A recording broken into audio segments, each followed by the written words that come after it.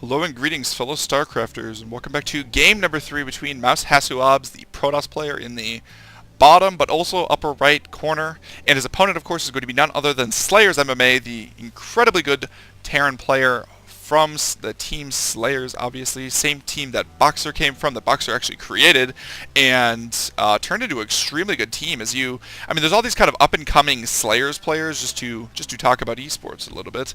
There's a lot of up-and-coming Slayers players, like Slayers Brown, oh geez, Slayers Golden, who's no longer on Slayers. I believe Golden is now on For You, which is For Our Utopia. And I don't know, there's just a lot of really good players. And I mean, it seems like all the players especially a lot of the Protoss players are kind of up and coming and seen as, revolutionizing the way that people play Protoss. Is they're kind of looking for their new Protoss, or their new Protoss god, because there hasn't really been a Protoss god in a while.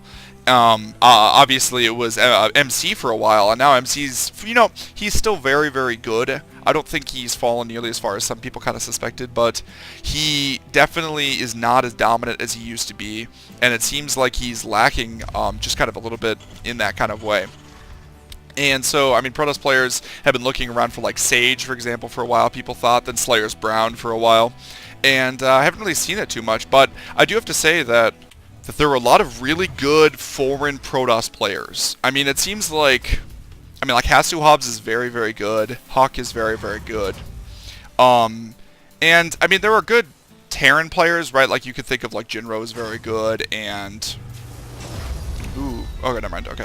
So it looks like that probe is going to be able to get in and spot it. But the point I was making, I guess, is I think that the Protoss players for foreigners are just a little bit better than the Korean counterparts, and I'm not really sure exactly why that is. It seems like Terran is a very popular race in Korea, although now it seems to be balancing out much more fairly, basically, as they kind of did some balance issues for the race and were able to kind of balance it out. Blizzard actually, if you read that notice from David Kim that talked about balance, and they were saying how, like, Zerg players are starting to do very, very well in many ways, and Terran players are starting to do very, very well in many ways, but Protoss is just kind of behind a little bit, which is interesting because there are so many, good foreign Protoss players, and it seems like a lot of foreign tournaments we actually see Protoss players win, stuff like Huck winning, actually a little bit of bad probe control right there, although I guess he wasn't really really sure why my computer's lagging out a little bit. 1 second. It should be fine now. Hopefully, I don't really see too much of an issue. But just kind of in general, it seems like lots of very good foreign players are playing as Protoss and doing a pretty good job. And I mean, I kind of feel like basically Protoss strategy is going to catch up in the end. That'd be fine if they find some kind of moderate way to boost Protoss in general, to make them a little bit more in line with these Zerg players. For example, Zerg or Terran players, which Zerg is actually starting to do very, very well. And actually, if you look at the total numbers of like participation in the GSL, they're doing super, super well, basically. That SCV is trying to hide up here. Unfortunately, it is going to be spotted by the Stalker as it moves up, and is going to go ahead and take out that SCV right there.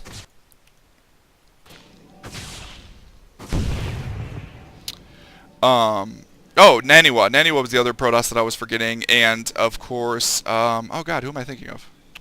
Alright, well, I'm not going to go ahead and hang on that point right there, but I am thinking of another player, and if I remember him, I'll go ahead and let you know. But I don't know, but it seems like there are a lot of really good, as I was saying, foreign Protoss players. Looks like kind of a weird build from MMA right here. He's getting Hellions out of his factory, and he's getting a Starport. So it looks like it's going to be Marine Hellion Medevac, I would guess, which is a kind of decent pressure build. It's probably not going to be quite as devastating, especially because his opponent's actually opted for... Ooh, no, I didn't even notice the Twilight Count, so he's going for a Blink all-in. Oh, Hasu Hobbs, you sneaky, sneaky bastard. And you can see the Twilight Council is hidden right there. It is somewhat rare to scan right there. Probably a better spot to hide it might have been up here in the corner, but down here, I mean, normally if you scan, it's going to be like right here. But if you're checking the expansion, you could in fact see that with a scan. But it is going to be a 3-gate all-in with Blink Stalkers, and he's going to start chrono boosting that out right away. And we're going to have to kind of see if that works. Well, okay, so it's going to be less effective. Okay, so he might be able to catch his opponent in kind of a bad position. Oh, he's dropping. Okay.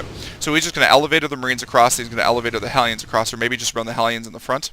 We're going to have to kind of remains to be seen exactly what he's going to be doing with those. That Zealot actually might cause a little bit of trouble right there if MMA doesn't turn anything around. So looks like he's going to be sending this drop in right now. And Warp Gate has just finished, so he was able to warp in some additional units right here, but I don't think he really has that many Stalkers right now. So Hasu, I think, is actually just going to be in a lot of trouble right here.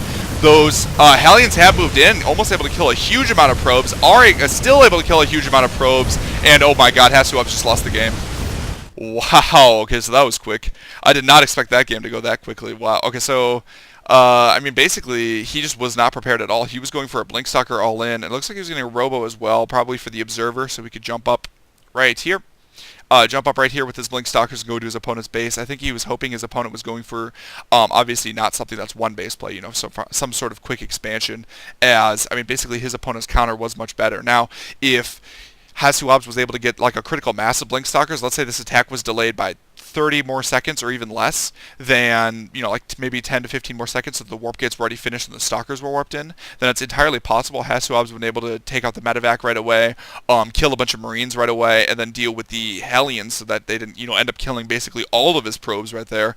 There was also a little bit of missed control there from Hasu, so I actually did not think, I'm sure that MMA did not expect that to do that much damage. He just wanted to kill some probes, get some knowledge, ideally kill like probably like 5, 6, 7, 8 probes, but just not quite able to do it.